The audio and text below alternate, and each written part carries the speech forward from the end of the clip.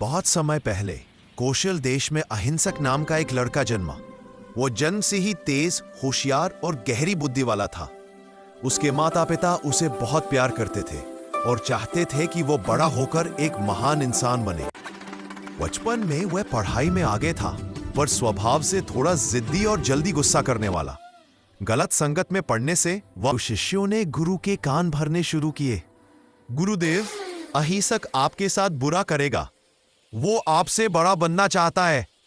धीरे धीरे गुरु के मन में भी संदेह पैदा हो गया। एक दिन क्रोध और भ्रम में आकर गुरु ने अहिंसक से कहा, अगर तुम सच में महान बनना चाहते हो तो मुझे 1000 मानव उंगलियां लाकर दो। एक दिन उसने घर छोड़ दिया और जंगल में रहने लगा। समय के साथ उसका नाम अहिंसक से बदलकर उंगली माल पड़ गया, क्योंकि लोग कहते थे कि वह बहुत खतरनाक हो चुका है। धीरे धीरे लोग उसके नाम से ही कांपने लगे। पूरा राज्य डर में जीने लगा। अब लोग उसे देखकर डर कर भाग जाते थे और उंगली माल अकेला होता चला गया। एक दिन वह गुस्से में जंगल के अंदर तक चला गया। तभी उसने देखा एक बुजुर्ग साधु बड़े शांत होकर एक पेड़ के नीचे बैठे थे। उंगली माल को देखकर साधु जरा भी नहीं डरे, बल्कि उन्होंने मुस्कुराते हुए उसे आने का इशारा किया। वह साधु थे भगवान बुद्ध।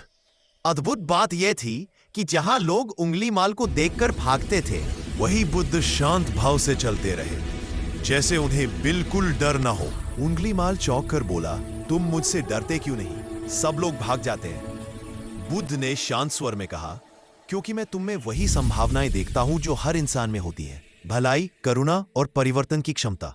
मैं तो रुक गया हूं अंगुलीमाल, अब तुम कब रुकोगे? मैं हिंसा, क्रोध और द्वेष को पीछे छोड़ चुका हूं, लेकिन तुम हिंसा में दौड़ रहे हो। तुम कब ठहरोगे? यह वचन सुनकर अंगुलीमाल का हृदय बदल गया। वह बुद्ध के चरणों में गिर पड़ा। बुद्ध ने इसे स्वीकार किया और भिक्षु बना लिया। अब वह अंगुलीमाल नहीं, बल्कि शांतिप्रिय भिक्षु अहिंसक बन गया।